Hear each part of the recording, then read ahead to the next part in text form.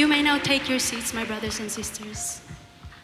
Sa gitna po ng mga pagsubok, paratang at pag-uusig, hindi natitinag ang bansang kaharian.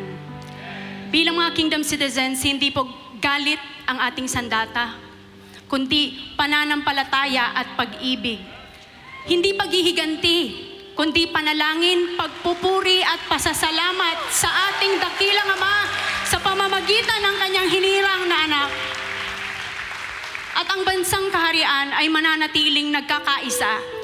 Hindi tayo kailanman matitinag sapagkat alam natin na kasama natin ang makapangyarihang Ama sa pamamagitan ng kanyang hinirang na anak na siyang ating kanlungan, lakas at pag-asa. Kaya kung wala ang makapangyarihang Ama sa pamamagitan ng kanyang hinirang na anak, saan po kaya tayo pupunta, mga kapatid? Kaya nagpapasalamat tayo dahil natagpuan tayo ng ating makapangyarihang Ama sa pamamagitan ng kanyang hinirang na anak. At bilang pasasalamat at pagpupuri, samahan niyo po akong awitin ang kantang ito.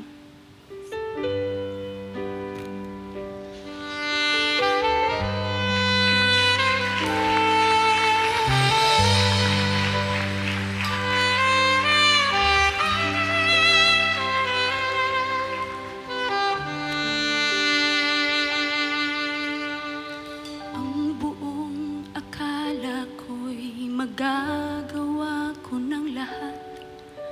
Lubos ang tiwala ko sa sarili kong lakas.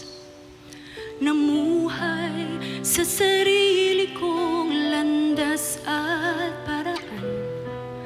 Nalulong sa kasalanan nang di ko namamalayan.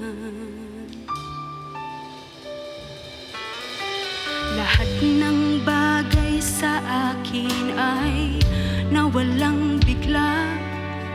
Sariling mga pangarap ko'y tuluyang nasira. Ngunit sa aking kawalan, ako'y iyong natagpuan. Ngayon ang buhay ko'y nagkaroon na ng katiyakan.